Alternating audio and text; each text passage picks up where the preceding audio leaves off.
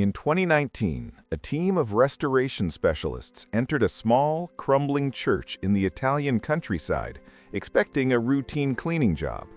The Chiesa di San Benedetto in Subiaco had been closed to the public for decades, its frescoes covered in centuries of grime, soot from candles, and later attempts at restoration that had done more harm than good. But when the team began carefully removing the layers of dirt from one particular section of wall, they uncovered something that made them stop immediately and call the Vatican. What they found was a face. Not just any face, but a portrait so technically advanced, so psychologically penetrating, so unlike anything that should have existed in 1280, that it challenged everything art historians thought they knew about the development of Western painting.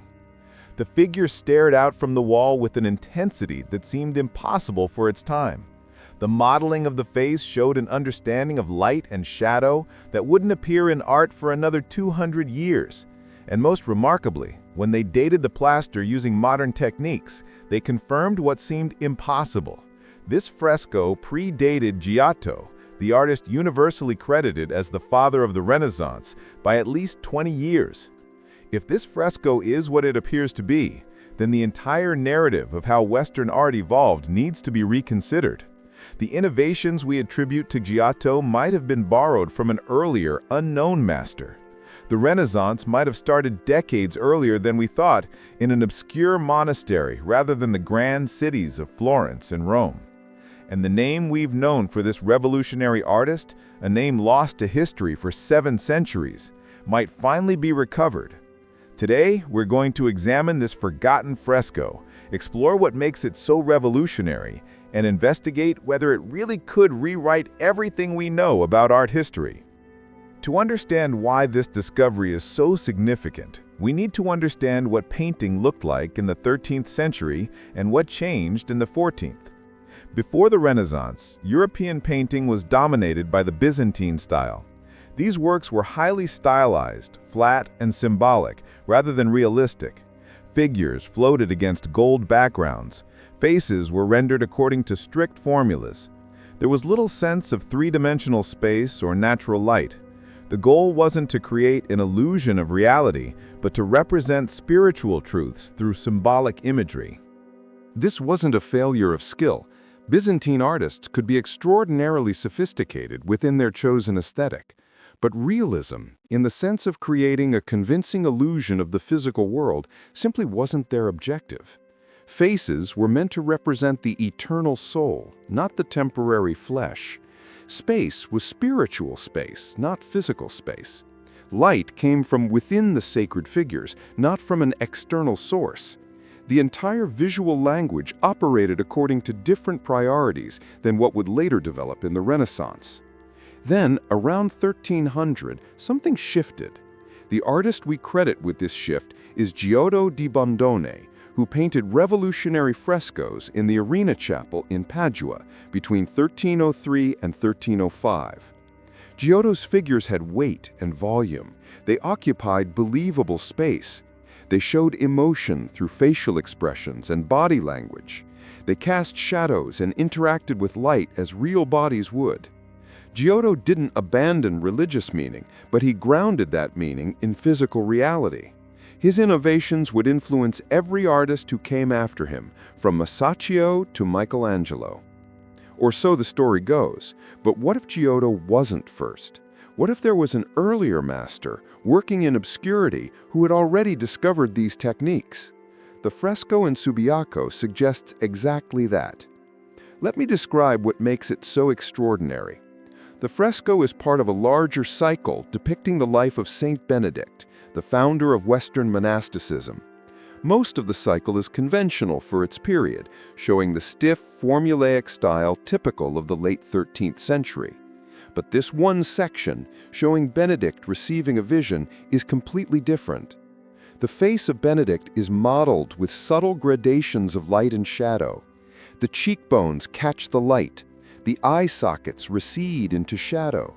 The nose casts a delicate shadow across one cheek. This technique, called chiaroscuro, the play of light and dark, was thought to have been developed by Leonardo da Vinci 200 years later. Yet here it is, in 1280, in a provincial monastery fresco. The artist understood that light falls on forms in predictable ways and used that understanding to create the illusion of three-dimensional volume. The eyes are equally remarkable. They're not the large, staring, symbolic eyes of Byzantine art. They're naturalistic, with visible irises and pupils, with reflections suggesting moisture, with subtle asymmetry that makes them feel alive. Most strikingly, they look inward, downward, as if Benedict is contemplating something profound. There's psychological depth here, an attempt to convey interior emotional states through exterior appearance. This is something we don't see in painting until well into the 14th century. The hands show similar sophistication. They're not the symbolic gesture hands of earlier art, but carefully observed human hands, with visible bone structure, with tendons and veins suggested beneath the skin, with fingers that bend naturally at the joints. One hand is foreshortened, reaching toward the viewer, a technical challenge that most artists wouldn't attempt for generations. The foreshortening is handled with confidence, suggesting an artist who understood perspective intuitively, even if the mathematical rules hadn't yet been formulated. The drapery of Benedict's robe falls in natural folds that respond to gravity in the body beneath. This might seem obvious, but it represents a fundamental shift in thinking. Earlier artists painted robes as decorative patterns. This artist painted cloth as a material with weight and texture, hanging on a three-dimensional body in a three-dimensional space. The folds catch light on their upper surfaces and fall into shadow in their recesses, reinforcing the sense of volume and reality. Most intriguing is the background. Unlike the flat gold grounds typical of the period, this fresco shows a suggestion of architectural space. There are arches that recede into depth, walls that turn at angles, a sense that this scene is happening in an actual location, rather than a symbolic nowhere. The perspective isn't mathematically correct by Renaissance standards, but it's surprisingly convincing. The artist grasped intuitively what Brunelleschi would later codify with mathematical precision, that parallel lines receding into space appear to converge. When the restoration team discovered this section, they immediately recognized its significance. But recognition and acceptance are two different things. The art history establishment has been understandably cautious. Extraordinary claims require extraordinary evidence, and the claim that an unknown artist working in 1280 had already discovered techniques associated with the Renaissance is about as extraordinary as it gets. So the evidence has been subjected to intense scrutiny. The first question was dating. Could the fresco actually be later than it appeared, perhaps from the early 14th century when these techniques were becoming more common? The plaster was analyzed using multiple methods: radiocarbon dating of organic materials in the plaster, thermoluminescence dating of ceramic fragments, and stratigraphic analysis of the paint layers. All methods pointed to the same conclusion. The fresco dates to approximately 1280, give or take 10 years. It's not from Giotto's period. It predates Giotto's revolutionary work by at least 20 years. The second question was authenticity. Could this be a later addition, a section painted over the original fresco by a Renaissance artist? Again, the physical evidence says no. The plaster is continuous with the surrounding, definitely 13th century work. There's no seam, no evidence of removal and replacement. The paint has aged consistently with the surrounding areas. Chemical analysis of the pigments shows materials and binding agents consistent with late 13th century practice. Unless we're dealing with an impossibly sophisticated forgery, this fresco is genuinely from 1280. The third question was attribution. If this isn't a forgery, and it really is from 1280, who painted it? Here, the evidence becomes more circumstantial. Monastery records from the period are fragmentary, but they mention an artist referred to only as Magister Consulis, or Master Consulis. The name appears several times in accounts of payments made between 1278 and 1282, always in connection with work on the chapel frescoes. No other biographical information exists. We don't know where he came from, where he trained, what else he painted, or where he went afterward. But there's an intriguing possibility. A 14th century chronicle written by a monk at Subiaco mentions that the monastery once hosted a master of painting from beyond the mountains, who worked in a style never before seen in these lands. The phrase beyond the mountains typically meant from north of the Alps, from Germany or Flanders. Could Consulis have been a northern European artist who brought new techniques to Italy? This would explain why his innovations appeared in an isolated monastery rather than in a major artistic center. Some art historians have proposed that Consulis might have been exposed to developments in Byzantine art that most Italian artists missed. In the late 13th century, Byzantine painting was going through its own evolution, developing more naturalistic elements. The Paleologian Renaissance, as it's called, produced works with greater emotional expressiveness and volumetric modeling than earlier Byzantine art. Perhaps Consulis studied in Constantinople or worked with Byzantine masters and brought those innovations back to Italy. Others suggest that the techniques in the Subiaco fresco might have developed independently, that Consulis simply had an exceptional eye and figured out how light and shadow work through careful observation.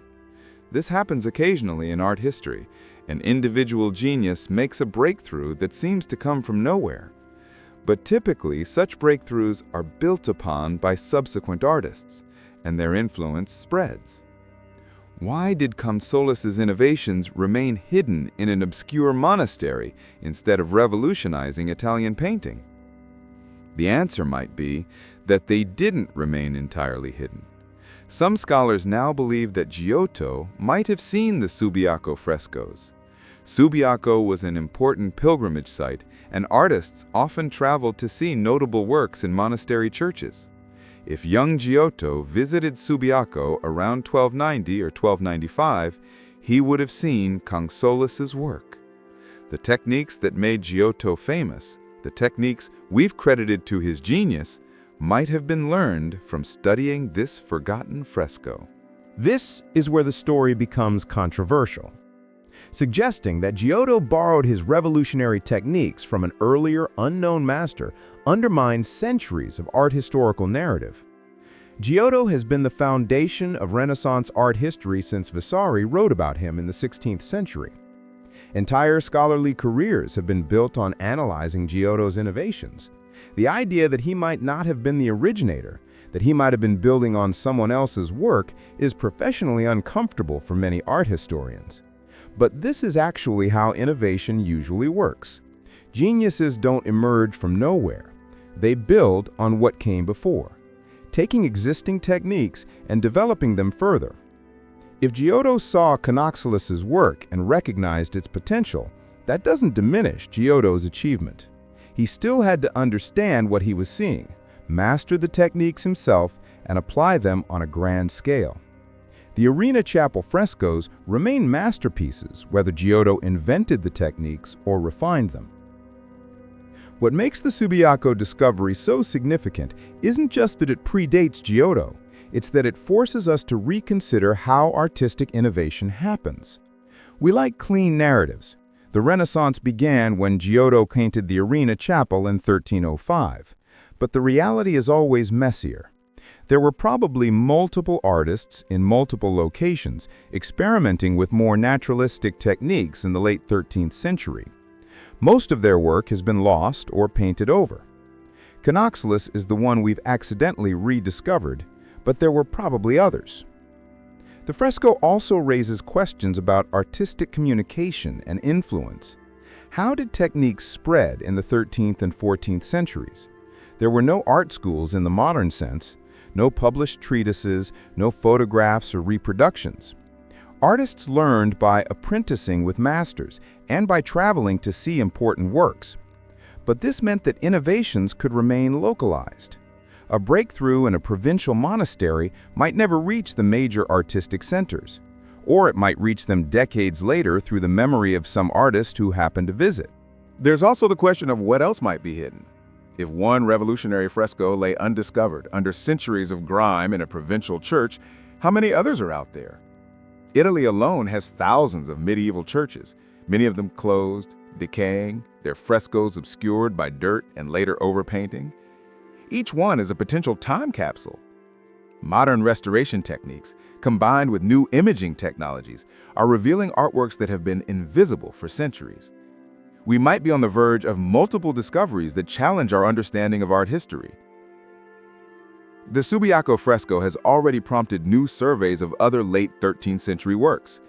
Scholars are looking at frescoes that were previously dismissed as conventional Byzantine-style paintings, examining them more closely with modern technology. And they're finding things. A church in Umbria has revealed a fresco with surprisingly sophisticated spatial construction. A monastery in Tuscany has a saint's face with subtle psychological expression. A chapel in Lazio has drapery that falls more naturalistically than expected for the date. None of these are as dramatic as the Subiaco discovery, but together they suggest a more complex picture of late 13th century painting than we'd previously recognized. What's emerging is a narrative not of sudden revolution, but of gradual evolution with multiple contributors. The shift from Byzantine flatness to Renaissance naturalism didn't happen in one moment with one artist. It happened over decades, with various artists in various places experimenting with new approaches. Consulas, whoever he was, made important discoveries. Others made different discoveries. Eventually, an artist of genius, probably Giotto, synthesized these various experiments into a coherent new approach that would define the future of Western art. This is actually a more interesting and more realistic story than the great man theory we've been telling. Art history isn't a series of individual geniuses creating revolutions from nothing. It's a continuous conversation, with each artist responding to what came before, building on it, sometimes reacting against it. The masterpieces we celebrate are peaks in a mountain range, not isolated monuments. They rise from a landscape of lesser-known works, failed experiments, and forgotten innovations. The technical analysis of the Subiaco fresco continues. Researchers are using increasingly sophisticated methods to understand how Consulas worked. Microscopic analysis of the paint layers reveals that he built up the modeling gradually, applying multiple thin glazes rather than painting shadows in single strokes. This is a more advanced technique than most artists used at the time. Infrared reflectography shows that he made detailed preparatory drawings directly on the wet plaster, sketching the composition carefully before applying paint. This indicates a level of planning and forethought that was uncommon in fresco painting of the period. Chemical analysis of the pigments has revealed another surprise. Consulas used an unusually pure form of lead white, which allowed him to create subtle highlights that still retain their brightness 700 years later. Most artists of his time used cruder preparations that have darkened with age. He also used a particularly fine blue, possibly lapis lazuli, imported at great expense from Afghanistan, for the shadows on Benedict's robe. This suggests either that the monastery had significant financial resources or that Consulas himself was wealthy enough to afford premium materials. The condition of the fresco, now that it's been properly cleaned, is remarkably good. The colors remain vibrant, the details are clear. Only a few small areas show damage from water infiltration or earlier restoration attempts. This good condition will allow scholars to study the work intensively, potentially revealing more about Consulas's techniques and influences.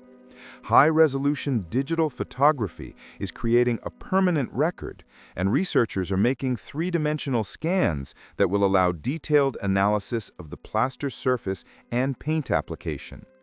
But beyond the technical details, What strikes most viewers is the simple humanity of the image. This is not a distant, otherworldly saint. It's a man, thoughtful and troubled, grappling with a profound spiritual experience. 700 years collapse.